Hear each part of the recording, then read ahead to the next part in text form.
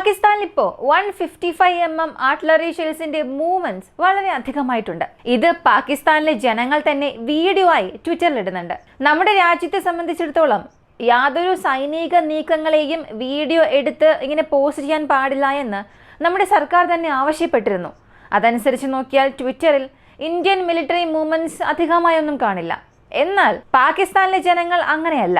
അവിടെ ആരെ കണ്ടാലും ഏതെങ്കിലും ഒരു സൈനികൻ നടന്നു പോയാൽ പോലും അത് വീഡിയോ ആയി എടുത്ത് പോസ്റ്റ് ചെയ്യും. ഇപ്പോൾ വളരെ ഫേമസ് ആയി പോയിക്കൊണ്ടിരിക്കുന്ന വീഡിയോ ആണ് ട്രക്ക് മൗണ്ടഡ് ആർട്ടിലറീസ്. അതും പ്രധാനമായി ചൈനയിൽ നിന്നും പാകിസ്ഥാനിലേക്ക് പോയ ഈ ഒരു പ്രത്യേക 155mm ആർട്ടിലറീസ് ആണ്. ഇന്ത്യയെ സംബന്ധിച്ചിടത്തോളം ഇന്ത്യയുടെ പക്കൽ യാതൊരു ട്രക്ക് മൗണ്ടഡ് ആർട്ടിലറി സിസ്റ്റവും ഇല്ല. എന്നാൽ പാകിസ്ഥാന്റെ പക്കൽ 100 കണക്കിനുള്ളത് കൊണ്ട് തന്നെ അതവർക്കൊരു വലിയ നേട്ടമായി മാറും എന്നാണ് അവർ ചിന്തിക്കുന്നത്.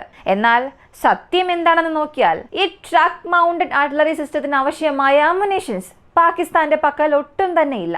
എന്തുകൊണ്ട്? ഈ വീഡിയോയിലൂടെ വിശദമായി അറിയാം.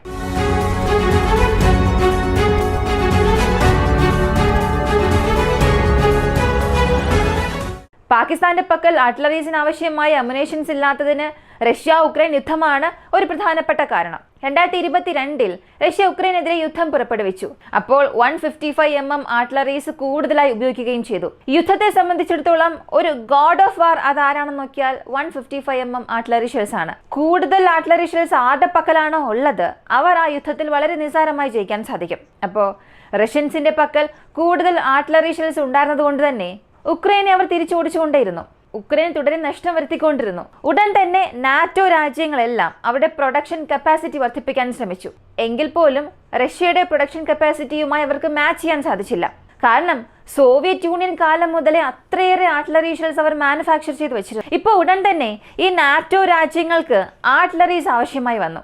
അവർ ചെയ്തത് ലോകം മുഴുവനുമുള്ള തേർഡ് കൺട്രീസിന്റെ പക്കൽ പോയി 155mm ആർട്ടിലറി ഷെൽസ് ചോദിച്ചു. അതിൽ പാകിസ്ഥാനും ഒരു പ്രധാനപ്പെട്ട രാജ്യമാണ്. ഇപ്പോ ഈ 155mm ആർട്ടിലറി ഷെൽസിനെ സംബന്ധിച്ചിടത്തോളം ഇന്ത്യ നിർമ്മിച്ച 155mm ആർട്ടിലറി ഷെൽസും ഈ ഉക്രൈൻ യുദ്ധത്തിൽ ഉപയോഗിക്കുന്നുണ്ട്. അതിലെ ചിത്രങ്ങളും നമുക്ക് നേരിട്ട് കാണാൻ സാധിക്കും.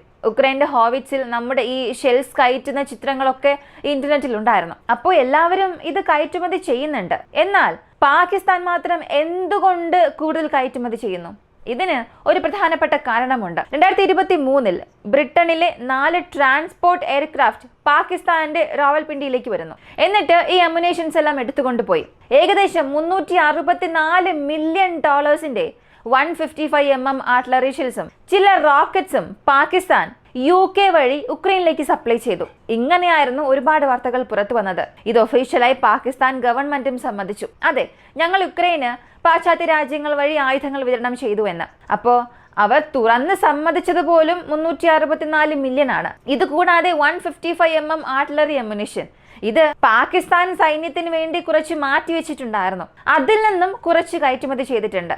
അതെന്തുകൊണ്ടാണ് എന്നൊരു ചോദ്യം ഇപ്പോൾ വരാം. കാരണം ഈ സൈന്യത്തെ സംബന്ധിച്ചിടത്തോളം ഏതൊരു രാജ്യമായാലും അവർക്ക് മാറ്റിവെച്ചതിന് ശേഷം മാത്രമേ ബാക്കിയുള്ളവ മറ്റു രാജ്യങ്ങൾക്ക് നൽകുകയുള്ളൂ. എല്ലാം പൂർണ്ണമായും ഒരിക്കലും ആർക്കും കൊടുക്കില്ല. എന്നാൽ പാകിസ്ഥാൻ അങ്ങനെ നൽകി. കാരണം IMF ലോൺ ആയിരുന്നു. 2023 ആ രാജ്യം ഏത് അവസ്ഥയിലായിരുന്നു എന്ന് എല്ലാവർക്കും അറിയാം. ആ ഒരു കൺട്രിക്ക് IMF ലോൺ ആവശ്യമായി വന്നു. FTA ഗ്രേ ലിസ്റ്റിൽ നിന്നും അവർക്ക് പുറത്തേക്ക് വരണം. ഇന്റർനാഷണലി വെസ്റ്റേൺ കൺട്രീസിന്റെ ഒരു സപ്പോർട്ട് വേണം എന്ന കാരണത്താൽ പാകിസ്ഥാൻ ആർമി സൈന്യത്തിന് വേണ്ടി മാറ്റിവെച്ചിരുന്ന റിസർവിൽ നിന്നും 155mm ആർട്ടിലറി ഷെൽസ് ഇത് കൂടുതലായും പാശ്ചാത്യ രാജ്യങ്ങളിൽ വിതരണം ചെയ്തു. അവസാനം പാകിസ്ഥാനിലെ ജേർണലിസ്റ്റുകൾ തന്നെ ഇതിനെക്കുറിച്ച് സംപ്രേഷണം ചെയ്യാൻ തുടങ്ങി. പ്രധാനമായും പാകിസ്ഥാന്റെ ഓർഡിനൻസ് ഫാക്ടറി, ഈ അമ്മുനേഷൻസ് എല്ലാം ഉൽപാദനം ചെയ്യുന്ന ഒരു ഫാക്ടറി, അവർ തന്നെ പറഞ്ഞു, ഞങ്ങൾക്ക് കൂടുതൽ റോ മെറ്റീരിയൽസ് ആവശ്യമാണ്. ഞങ്ങളുടെ പ്രൊഡക്ഷൻ കപ്പാസിറ്റി വർദ്ധിപ്പിച്ചാൽ മാത്രമേ സൈന്യത്തിന് വേണ്ടി ഞങ്ങൾക്ക് മിനിമം ആർട്ടിലറി ഷെൽസ് എങ്കിലും മാറ്റിവെക്കാൻ സാധിക്കുകയുള്ളൂ. ഈ സംഭവം നടന്ന് 2 വർഷം പോലും ആയിട്ടില്ല. ഇനി ഇതിനെല്ലാം അപ്പുറം പാകിസ്ഥാന്റെ ആർമി കമാൻഡോസ് പോലും ഈ കൂടുതൽ 155mm ആർട്ടിലറി ഷെൽസ് അൺഅക്കൗണ്ടഡ് ആയി തന്നെ ദുബായിലുള്ള ഷെൽ കമ്പനീസ് വഴി പോളണ്ട് വഴി ഉക്രൈനിലേക്ക് വിതരണം ചെയ്തു. ഈ വാർത്തകളും ആ രാജ്യത്തിലെ ജേർണലിസ്റ്റുകൾ തന്നെയാണ് പുറത്തുവിട്ടത്. പൊതുവെ വിദേശ രാജ്യങ്ങൾ അല്ലെങ്കിൽ ഇപ്പോൾ ഇംഗ്ലണ്ടിലെ ഒരു സിറ്റി ലണ്ടൻ എടുക്കുകയാണെങ്കിൽ അവിടെ ഒരുപാട് പ്രോപ്പർട്ടീസ് ഇന്ത്യയിലുള്ളവർ തന്നെ വാങ്ങിവെച്ചിട്ടുണ്ടാകും. അതായത് ഈ കള്ളപ്പണം വഴി ഒരുപാട് പേർ വിദേശ രാജ്യങ്ങളിൽ ഒരുപാട് സ്വത്തുക്കൾ ശേഖരിച്ചു വെച്ചിട്ടുണ്ട്. ഇന്ത്യയെക്കുറിച്ച് പറയുകയാണെങ്കിൽ ഇന്ത്യയിലെ രാഷ്ട്രീയ പ്രവർത്തകർ. ഇതേ കാര്യം പാകിസ്ഥാനിലെ ജനങ്ങളോട് ചോദിച്ചാൽ അവർ പറയുന്നത് അതെ, ഞങ്ങളുടെ ആളുകളും ഒരുപാട് കൊള്ളയടിച്ച് സ്വത്ത് വാങ്ങിയിട്ടുണ്ട്. പക്ഷെ അവരൊന്നും പൊളിറ്റീഷ്യൻസ് അല്ല, രാഷ്ട്രീയക്കാരല്ല, സൈന്യത്തിലെ അധികാരികളാണ് എന്നാണ് പറയുക. അത് തീർച്ചയായും സത്യമാണ്. അപ്പോൾ പാകിസ്ഥാനിൽ ചൂഷണം ചെയ്യുന്നതെല്ലാം, അവിടെ അഴിമതി നടത്തുന്നതെല്ലാം അവിടെയുള്ള സൈന്യം തന്നെയാണ്. സൈനികർക്ക് എങ്ങനെ അഴിമതി ചെയ്യാൻ സാധിക്കും എന്ന് ചോദിക്കാം. ഇപ്പോൾ ഒരു രാഷ്ട്രീയ പ്രവർത്തകൻ, ഒരു രാഷ്ട്രീയ പ്രവർത്തകനെ എടുക്കാം. പണം എങ്ങനെ ചൂഷണം ചെയ്യുകയാണ്. എങ്ങനെയായിരിക്കും? ഇപ്പോൾ ഒരു ബ്രിഡ്ജ് പണിയണം, അതിന് 200 കോടി ചിലവാകും, പക്ഷെ 300 കോടിയാണെന്നും പറഞ്ഞ് പണം വാങ്ങും. എന്നാൽ സൈന്യം എങ്ങനെ പണം ചൂഷണം ചെയ്യും എന്ന് ചോദിച്ചാൽ, ഇങ്ങനെ ആയുധങ്ങൾ വിറ്റുകൊണ്ട് മാത്രമേ പണം എടുക്കാൻ സാധിക്കൂ. അൺഅക്കൗണ്ടഡ് ആയി ബ്ലാക്ക് മാർക്കറ്റിൽ പാകിസ്ഥാന്റെ 155mm ആർട്ടിലറി ഷെൽസ് നിറഞ്ഞു കിടക്കുകയാണ്. കാരണം ഇപ്പോൾ ഗ്ലോബൽ ഡിമാൻഡും അധികമായതുകൊണ്ട്. അപ്പോൾ ഇവരുടെ ഈ സ്വന്തം രാജ്യത്തിലെ റിസർവിൽ നിന്ന് തന്നെ 155mm ആർട്ടിലറി ഷെൽസ് എടുത്ത് മറ്റുള്ളവർക്ക് നൽകിയിട്ടുണ്ട്, പണത്തിന് വേണ്ടി, ഡോളേഴ്സിന് വേണ്ടി. അതേ രാജ്യമാണ് നമ്മളെ നോക്കി നമുക്ക് ട്രക്ക് മൗണ്ടഡ് ആർട്ടിലറി ഷെൽസ് ഇല്ല എന്നും പറയുന്നത്. ഇവരുടെ പക്കൽ ട്രക്ക് മൗണ്ടഡ് ആർട്ടിലറി ഷെൽസ് ഉണ്ട് എന്നതല്ലാതെ അതിനാവശ്യമായ വെടിമരുന്നുണ്ടോ?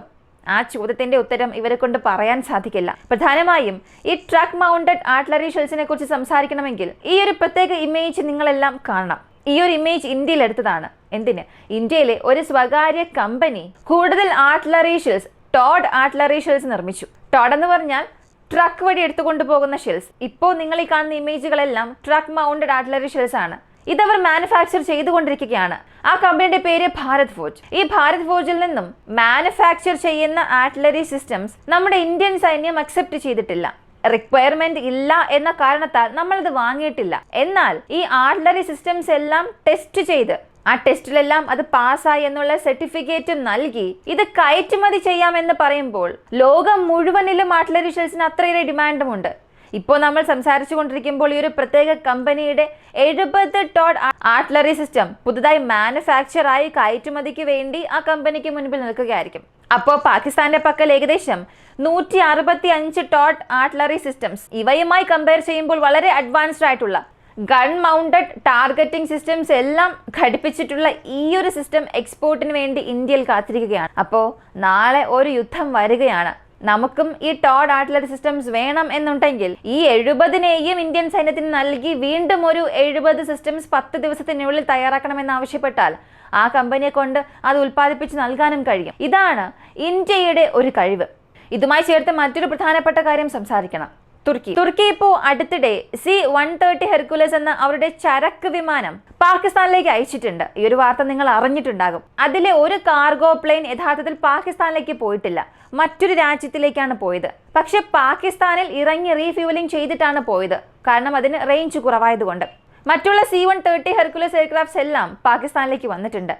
ഈ സാഹചര്യത്തിൽ ഒരുപാട് പേർ പറയുന്നത്, പ്രധാനപ്പെട്ട ഒരു സ്പെക്കുലേഷൻ എന്താണെന്ന് നോക്കിയാൽ, ഈ C-130 ഹെർക്കുലസ് ഇത് പാകിസ്ഥാന്റെ ബൈറക്താർ ഡ്രോൺസിന് ആവശ്യമായ ആയുധങ്ങൾ സപ്ലൈ ചെയ്യാനാണ് വന്നത് എന്ന്. എന്നാൽ അക്കിൻസി ഡ്രോൺസ് അവരുടെ പക്കൽ 6 മാത്രമേ ഉള്ളൂ. ഈ 6 ഡ്രോണുകൾക്കും ആവശ്യമായ C-17 ഇത്രയേറെ അത്യാവശ്യമായി വരണമെന്ന ആവശ്യമില്ല. അപ്പോൾ ഇതിന് പുറകിൽ മറ്റൊരു പ്രധാനപ്പെട്ട തിയറി പറയുന്നത് 155mm ആർട്ടിലറി ഷോർട്ടേജ് ആണ്. ഈ ഷോർട്ടേജിനെ നികത്താൻ വേണ്ടിയാണ് തുർക്കി വളരെ അത്യാവശ്യമായി പാകിസ്ഥാനിലേക്ക് ആർട്ടിലറീസ് സപ്ലൈ ചെയ്തത് എന്ന്. കാരണം ഡ്രോൺസിനേക്കാളും ആർട്ടിലറീസ് ആണ് വളരെ വളരെ പ്രധാനപ്പെട്ടത്. അതുകൊണ്ടാണ് തുർക്കിയുടെ യുദ്ധവിമാനങ്ങൾ പാകിസ്ഥാനിലേക്ക് വന്നതെന്നും പറയുന്നു. ഇത് ശ്രദ്ധിക്കേണ്ട മറ്റൊരു കാര്യം, ഈ പാശ്ചാത്യ രാജ്യങ്ങൾക്ക് വേണ്ടി ആർട്ടിലറി സപ്ലൈ പാകിസ്ഥാനിൽ നിന്നും പോകുന്നുണ്ടല്ലോ. ഇതനുസരിച്ച് തുർക്കിക്കും പാകിസ്ഥാനും ഇടയിൽ ഒരു ഡീൽ ഉണ്ടായിരുന്നു. അങ്ങനെ നോക്കുകയാണെങ്കിൽ തുർക്കിക്ക് ആവശ്യം വരുമ്പോൾ പാകിസ്ഥാൻ ആർട്ടിലറീസ് സപ്ലൈ ചെയ്യണം. ഇനി പാകിസ്ഥാനിൽ ഒരു പ്രശ്നം വരികയാണെങ്കിൽ തുർക്കി തീർച്ചയായും സഹായിക്കുകയും വേണം. ഇടയ്ക്ക് തുർക്കിയിൽ ആഭ്യന്തരമായി ഒരു പ്രശ്നം വന്നപ്പോൾ പാകിസ്ഥാൻ പൈലറ്റ്സ് തുർക്കിയിലേക്ക് പോയിരുന്നു. ഇങ്ങനെ തുർക്കിക്കും പാകിസ്ഥാനും ഇടയിൽ പ്രധാനപ്പെട്ട ഒരു ടൈപ്പ് ഉള്ളത് കൊണ്ട് തന്നെ തീർച്ചയായും നമുക്ക് ഒരു കാര്യം പറയാൻ സാധിക്കും, ഡ്രോൺസിന്റെ എമുനേഷൻസ് എന്നതിനും അപ്പുറം തുർക്കി അയച്ചത് 155mm ആർട്ടിലറി ഷെൽസ് ആയിരിക്കാനുള്ള സാധ്യത കൂടുതലാണ്. ഇതിലൂടെ ഒരു കാര്യം നിങ്ങൾക്ക് വ്യക്തമായി മനസ്സിലായിട്ടുണ്ടാകും, ഒരു രാജ്യം ആ രാജ്യത്തെ സംരക്ഷിക്കേണ്ട സൈന്യം അഴിമതി ചെയ്യുന്നു എന്ന് വരുമ്പോൾ ആ രാജ്യത്തെ കൊണ്ട് എങ്ങനെയാണ് സർവൈവ് ചെയ്യാൻ സാധിക്കുക? യുദ്ധത്തിൽ എങ്ങനെയാണ് നമുക്കെതിരെ പിടിച്ചു നിൽക്കാൻ സാധിക്കുക?